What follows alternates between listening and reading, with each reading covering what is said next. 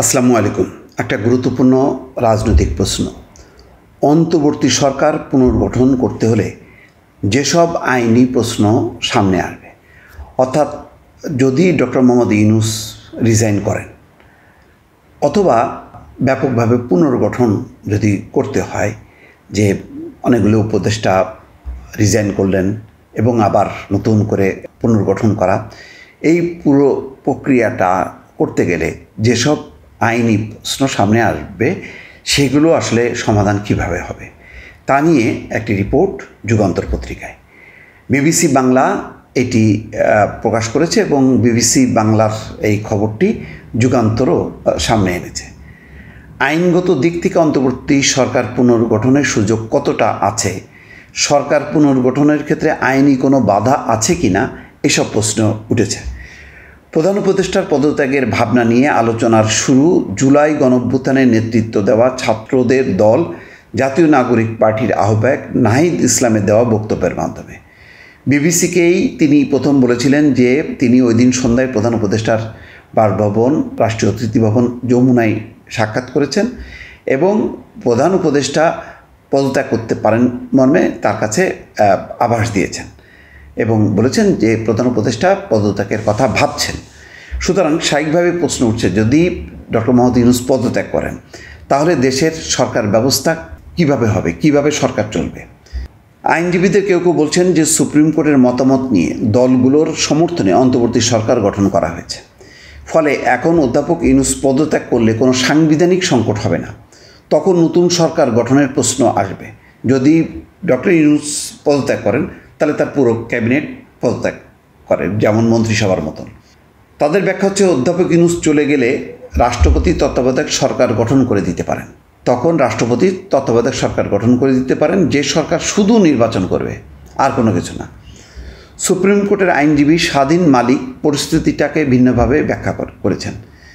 তিনি বলছেন, আইনে কী বলা আছে তা এখন ধর্তব্যের মধ্যে পড়ে না, কারণ আইন অনুযায়ী কিছু হচ্ছে না।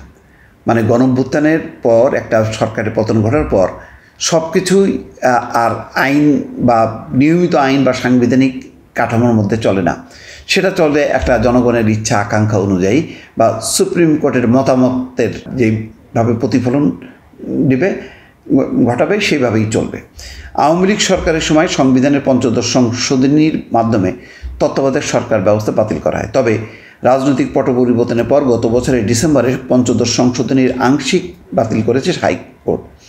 যে অংশটি বাতিল করা হয়েছে তার ফলে দেশের সংবিধানে আর নির্বাচনকালীন তত্ত্বাবধায়ক সরকার ব্যবস্থা ফিরে আসার পথ তৈরি হয়েছে। স্বাধীন মালিক বলেন, অধ্যাদেশ দিয়ে সংবিধান পরিবর্তন করা যাবে না। পঞ্চদশ সংশোধনীর আংশিক বাতিল করে যে তত্ত্বাবধায়ক সরকার ব্যবস্থা ফেরানোর সুযোগ করা হলো, এই সংশোধনী করার ক্ষমতা তো সংসদ ছাড়া কারণ নাই, তাই এখন জোড়াতালি দিয়েই চলতে হবে। এটা পরিষ্কার কথা তিনি বলছেন যে এখন যেভাবে চলবে জোড়াতালি দিয়ে চলতে হবে। এখন আর আইনের ভূমিকা নেই, আইন অনুযায়ী কিছু হচ্ছে না, সব আইনের বাইরে হচ্ছে, আইনের প্রশ্ন এখানে অবান্তর। পদত্যাগ করলে নতুন সরকার গঠনের প্রশ্ন আসবে, যে ডক্টর মোহাম্মদ ইউনূসের নেতৃত্বে অন্তর্বর্তীকালীন সরকার গঠিত হয় এবং উপদেষ্টা পরিষদের সদস্যরা শপথ নেন। এর আগে রাষ্ট্রপতি মোহাম্মদ শাহাবুদ্দিন অন্তর্বর্তীকালীন সরকার গঠনের বিষয়ে সংবিধানের 106 অনুচ্ছেদ অনুযায়ী সুপ্রিম কোর্টের কাছে মতামত চেয়ে রেফারেন্স পাঠান। তখন আদালত উপদেষ্টাদের শপথ পাঠ করানোর অনুমতি দেয়।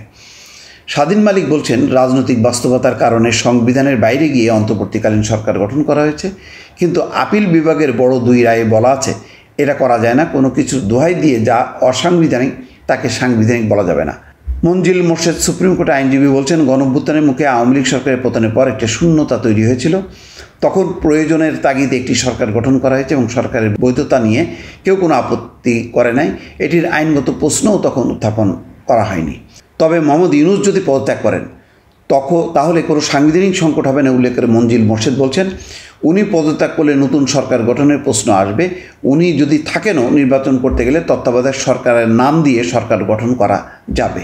মঞ্জিল মোর্শেদ বলছেন, গণঅভ্যুত্থানে আওয়ামী লীগ সরকারের পতনের পর অন্তর্বর্তীকালীন সরকারের প্রয়োজন ছিল, এখন তা নাই, এখন নির্বাচন দরকার। তাই নির্বাচন যদি নেসেসিটি হয় তাহলে নতুন করে আবার অন্তর্বর্তীকালীন সরকার গঠনের দরকার নেই, তত্ত্বাবধায়ক সরকার গঠন করলেই হবে।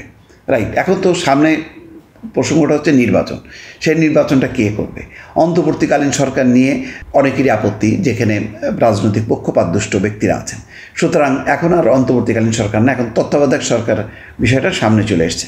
তিনি পঞ্চদশ সংশোধনীর আংশিক বাতিলের প্রসঙ্গ তুলে ধরে বলেন, নির্বাচন দিতে গেলে এই সরকারের আর অন্তর্বর্তীকালীন সরকার থাকার সুযোগ নেই, তাদেরকে তত্ত্বাবধায়ক সরকার গঠন করতে হবে। কারণ আদালতের রায়ে তত্ত্বাবধায়ক সরকার ফিরিয়ে আনার সুযোগ রাখা হয়েছে। আইনে এভাবেই আছে যে নির্বাচন করবে তত্ত্বাবধায়ক সরকার। এই আইনজীবীর মতে তত্ত্বাবধায়ক সরকারে বর্তমান সরকারের উপদেষ্টা পরিষদও থাকতে পারে, আবার রাষ্ট্রপতির মনোনয়ন ক্রমে নতুন করে পরিষদ সাজানো যেতে পারে। নিয়ম অনুযায়ী নির্বাচনে অন্তত 90 দিন আগে তত্ত্বাবধায়ক সরকার গঠন করতে হবে। অন্তর্বর্তীকালীন সরকার গঠনের সময় আদালত থেকে রেফারেন্স আনা হয়েছিল। তত্ত্বাবধায়ক সরকার গঠনের ক্ষেত্রে ওই রেফারেন্সের প্রয়োজন নেই বলে মনে করেন মনজিল মোরশেদ। তবে ডক্টর ইউনূস যদি পদত্যাগ করেন তাহলে তার উপদেষ্টা পরিষদ কি বহাল থাকবে? মনজিল মোরশেদ বলছেন, ওনাদেরকে প্রধান উপদেষ্টা মনোনীত করেছেন যে আমার সঙ্গে কাজ করেন, উনি না থাকলে অন্যদের থাকার কোনো সুযোগ নেই। একই সঙ্গে তিনি বলেন, তত্ত্বাবধায়ক সরকার প্রধান যদি অন্য উপদেষ্টাদের রাখতে চান রাখতে পারেন। আইনজীবী মনজিল মোরশেদ স্বাধীন মালিকও বলেছেন, ইচ্ছামতো করলে তো যা ইচ্ছা তা করা যায়। তবে তিনি মনে করেন ডক্টর ইউনূস পদত্যাগ করলে পরবর্তী সরকার প্রধান নির্বাচনের জন্য প্রধান রাজনৈতিক দলগুলোকে একজন ব্যক্তির ব্যাপারে ঐক্যমত্যে যেতে হবে। ঠিক কী কারণে প্রধান উপদেষ্টা পদত্যাগ করতে চাইছেন এর ব্যাখ্যা সরকারের কেউ দেয়নি। তবে এনসিপির আহ্বায়ক নাহিদ ইসলামের বক্তব্যে এই বিষয়ে ধারণা পাওয়া যায়। তিনি মোহাম্মদ ইউনূসের বরাতে বৃহস্পতিবার জানান যে তিনি দেশের চলমান পরিস্থিতিতে কাজ করতে পারবেন না এমন আশঙ্কা করছেন, সেই কারণে তিনি কাজ করতে পারবেন না। যাক, বিষয়টা বেশ যথেষ্ট জটিল। এখন এই বিষয়ে যেটা প্রশ্নটা সামনে আসছে, যদি কোনো কারণে অন্তর্বর্তী সরকার যদি না থাকে, ডক্টর ইউনূস পদত্যাগ করেন, তাহলে তত্ত্বাবধায়ক সরকার ছাড়া কোনো উপায় নেই। আবার অন্তর্বর্তী সরকারও তত্ত্বাবধায়ক সরকার গঠন করে একটা নির্বাচনের দিকে যেতে পারেন, এমন এক অভিমত আইনজীবীদের। দর্শক ভালো থাকবেন, আল্লাহ হাফেজ।